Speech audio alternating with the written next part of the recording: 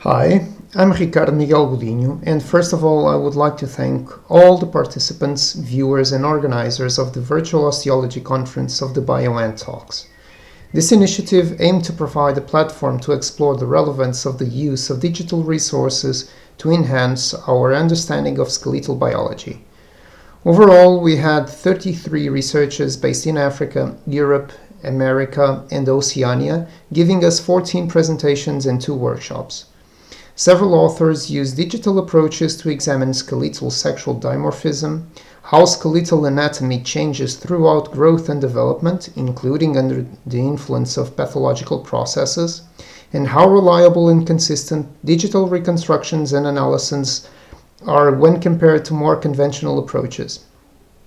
Virtual methods were also used to examine how cultural practices induced cranial deformation in pre-Columbian populations.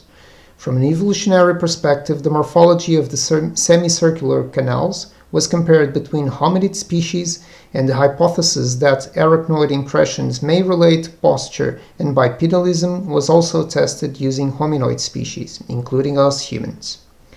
While virtual osteological approaches are now well established in multiple research fields, access to digital resources should be more widespread to prompt further research and to promote public outreach. In this regard, a recently launched online database with over 15,000 whole-body CT scans available for research was presented, as well as several other relevant open-access resources for virtual osteology. 2 workshops demonstrated how open-source resources can be used, and finally, how digitized museum specimens may be as engaging as real specimens to the general public and may be used to overcome access limitations to museums induced by, for example, the current COVID-19 pandemic. Once again, thank you to all the authors who provided us with such a large variety of stimulating topics, to the organizers and especially Vanessa Campanacho, mentor of this initiative, who set up this opportunity for researchers to present their work, and naturally, to the audience for joining us.